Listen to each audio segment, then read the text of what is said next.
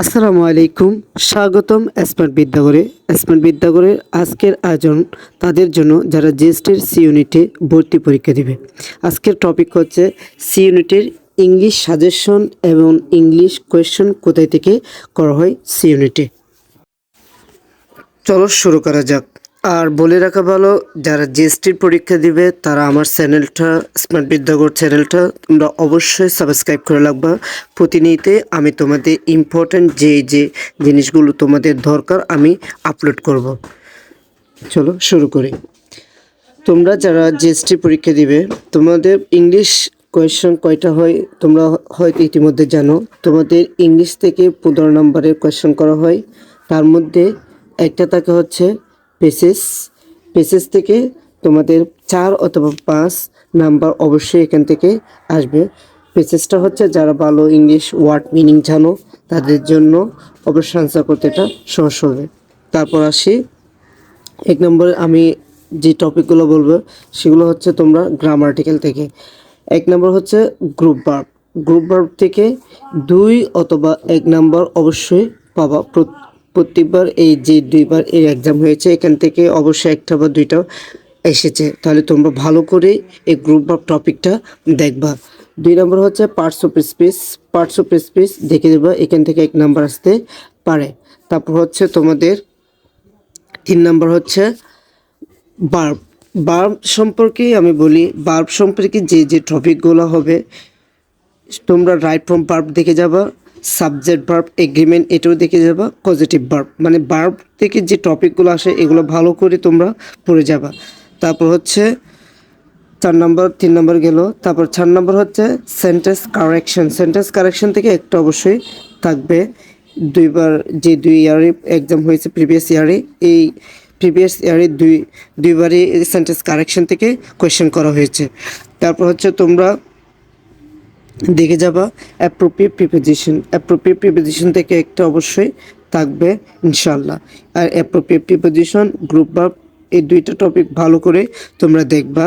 তারপর হচ্ছে 6 নম্বর হচ্ছে তোমরা কারেক্ট স্পেলিং থেকে একটা আসবে।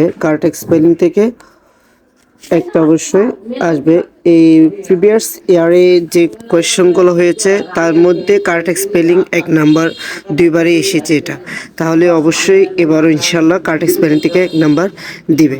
তারপর হচ্ছে তোমরা 7 নাম্বার সিনোনিম অ্যান্টোনিম, এখান থেকে অবশ্যই 1 নাম্বার থাকবে এই সিনোনিম অ্যান্ড অ্যান্টোনিম থেকে। তাহলে বোঝা গেল এই টপিকগুলো পড়লে ইনশাল্লাহ তোমরা 10 অথবা 9 নির্দ্বিধায় আনসার করতে পারবা। এখন হচ্ছে তোমাদের আমি আরেকটা গুরুত্বপূর্ণ টপিকের কথা বলবো, এটা অবশ্যই তোমরা দেখে যাবে। সেটা হচ্ছে এই 10ম বিসিএস থেকে তোমরা 46তম বিসিএস পর্যন্ত দেখে যাবা। এটা খুবই গুরুত্বপূর্ণ একটা টপিক।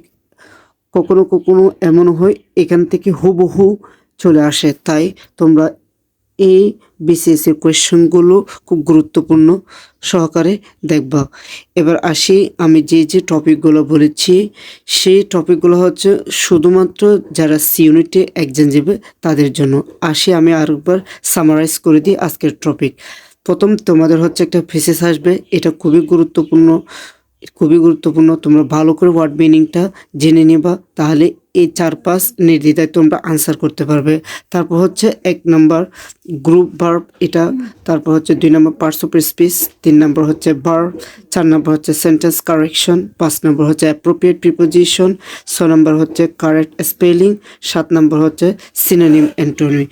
এই যে টপিকগুলো আমি বলেছি এগুলো খুব গুরুত্বপূর্ণ সহকারে দেখবা। এবং যারা ইতিমধ্যে অনেক জায়গায় এক্সাম দিয়েছো তোমরা অনেক টপিক দেখেছো, এইগুলো সহ আবার দেখবা। এবং এই যে টপিকগুলো বলেছি এগুলো একটু গুরুত্বপূর্ণ সহকারে দেখবা। দেন যারা জিএসটি শেষ বর্ষা তোমরা লেগে থাকো, ইনশাল্লাহ সফলতা আসবে। এতক্ষণ পর্যন্ত আমার সাথে ছিলা তাদেরকে অসংখ্য ধন্যবাদ। যদি টিউটোরিয়ালটি ভালো লেগে থাকে অবশ্যই লাইক করবা, একটা কমেন্ট করবা। দেন যারা জিএসটি পরীক্ষা দিবে তারা আমার এই স্মার্ট বিদ্যাগর চ্যানেলটা সাবস্ক্রাইব করে রাখবা, তোমাদের জন্য গুরুত্বপূর্ণ ভিডিও আপলোড করা হবে। আসসালামু আলাইকুম, ধন্যবাদ।